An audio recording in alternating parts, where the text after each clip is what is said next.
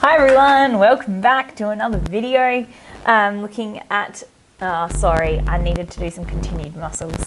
I did forget a few. I was working off the old booklet, got some new ones to add. And then we're going to look at pivot, hinge and ball and socket joints, which is super exciting. So the first thing that I need you to do is grab out your muscle sheets and just add on the muscles that I need you to, please. So the first one on the front of your body is the tibialis anterior muscle. So that muscle's in the front part of your like shin. So in here near your shin bone. So pop that one in. Again, that muscle's going to help you with jumping. Then I need you please to look at the erector spinae muscles by name. I'm not sure. And that muscle that's deep in your back, hidden underneath some other layers of muscle that help with the articulation of your spine. And then finally your soleus muscle, which assists in turn with the gastrocnemius, the calf muscle. So those two work together, much like your bicep and tricep does in your arm. The soleus and the gastrocnemius work really, really closely together. It's like the gastrocnemius is like the bicep in your leg, and the soleus is like your tricep, just a little bit. So one's a bit bigger, one's a bit smaller, but they have to work together to make sure that your muscles in that area work and do the right thing and push and pull. So if you can pop those on your muscle sheet, please, that would be great. Then, so this is part 2 and we're going to the joints now. This little section, we're looking at joints. Woo! So you're going to get the third blank front and back of your person. You're going to don't add these please. What you're looking at for me on this new sheet are the joints of your body and some really important ones for dance and the ones that you need to know for your cert.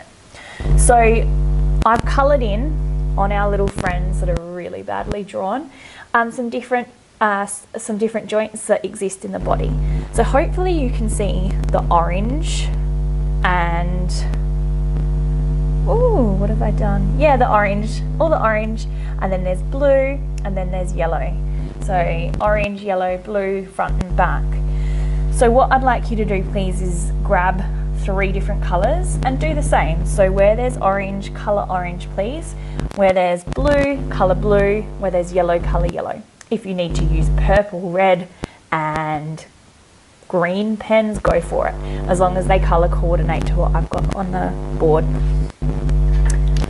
So the first lot of joints that we're going to look at are our ball and socket joints.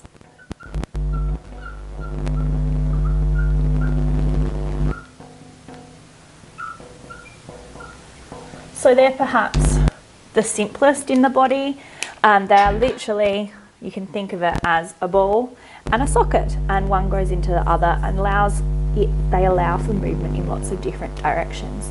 So you can see on our little people that we've drawn that the ball and socket joints exist in the hips and then in the shoulders. So you know when you're in class you can do all sorts of different things with your hips, and that's what allows us for rotation. It's what allows us to kick our legs. The thing that I guess prohibits us from kicking our legs higher than we want is actually the flexibility in our muscles. So in that joint there's a ball and socket, and it goes as far as it can.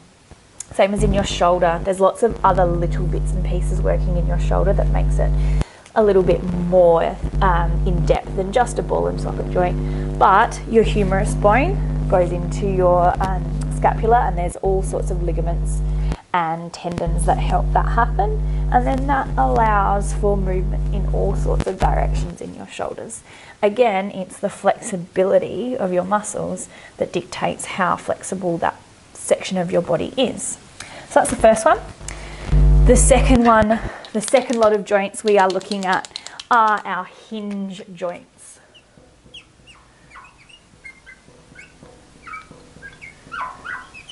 So they are the ones that are in orange. So you have hinge joints. The most simple definition of hinge joints are in your phalanges, so in your fingers and in your toes, because basically they're literally little bones all put together with tendons but all they do is move forwards and backwards. And you can sit there and fiddle for hours with your fingers, and all they do really is go forwards and backwards. It's difficult to get any movement in any other direction. And same as in your toes. Your knees and your ankles are also considered to be hinge joints, but they're a little bit more complex than the hinge joints that are in your phalanges. So they do sometimes that you can get some movement in different directions other than just forwards and backwards in those joints, but they're still considered to be hinge joints. Moving on, our final lot of joints that you need to know are the ones in yellow, and they are your pivot joints.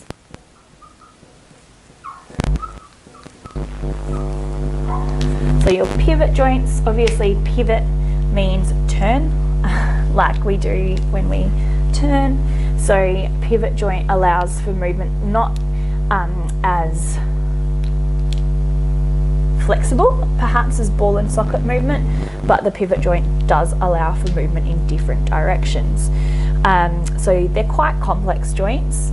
They exist in your elbows, so you'll notice that your elbow, with the assistance of your shoulder, can move in more ways than one. The other thing that happens in your elbow is that your humerus, which is one bone, connects to your two bones, your radius and your ulnar, in the lower part of your arm. So what has to happen up here is that there are joints that connect that one muscle with the two muscles. It's a super complex joint, and I suggest that you get on Google and actually have a look at what it looks like, because it's fascinating the way that it has the way that our human body connects that together. And the same thing in your wrist. What's happening is that you've got two bones in your wrist that are then there are pivot joints in there that connect to your carpals in your hand, which is amazing. It's so fascinating. So again, that allows for a variety of movement because of the way it's all been put together. So that's, again, I guess part 2 of this little video. The final thing that I need you to do for this task, I'm just going to get rid of all of this. And the final thing that I need you to do for this, and I suggest that you do it on a new sheet again, so you should end up with 4 of these sheets actually. And what you're going to do is look at injuries. So I'm going to use this yellow one because it's nice and bright. So this is the final part, so right here, sheet 4. And what you need to do, I'm not going to give you the answers to this. I need you to go and research 5 different areas on the human body that can be injured through dance. So whether it be your back, elbows, ankles, knees, neck, there's all sorts of places where common injuries occur. So you need to title them and indicate. Imagine please that my I'll just get rid of this on this guy so that you can see how it should end up looking. So there won't be any highlighting, it'll just be a blank piece without any of this on it, right? You get the idea. I'm rubbing out my man. Anyway, you get the idea. So if we were to look at the knee, the knee's a really common one, I guess, for dancers and for injury, and it's something that can be prevented, I guess. So your knees, what you do on your sheet is say knee injury. So if you were to get more specific, I'm going to specifically talk about a knee dislocation.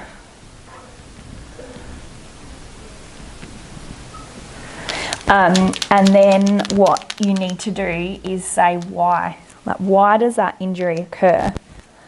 So a knee dislocation can happen for all sorts of different reasons. One of the most common is that the muscles around the kneecap, around your patella, aren't actually strong enough.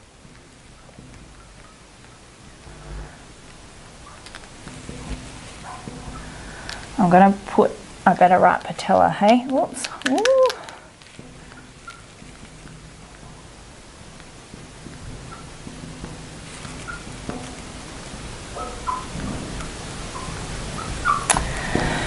It could also occur because the muscles around your leg aren't warm, so no warm up. And a knee dislocation often occurs when you try a move that you've never done before and is actually outside your skill level. So I'll put attempting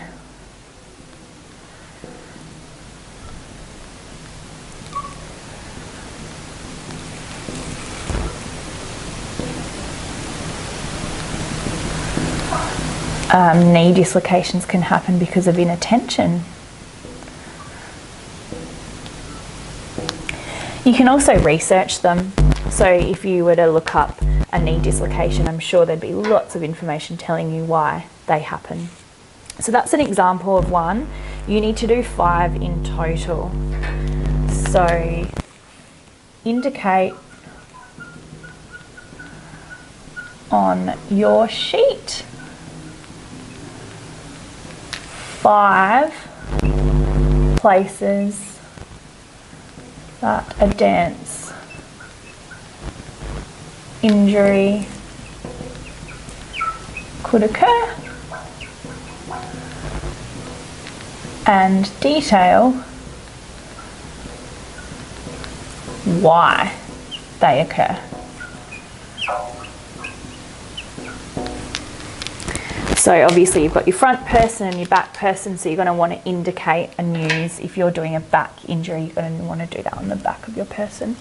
But that's it for that task. So we look forward to getting all four of your sheets submitted for that task. Thanks for watching.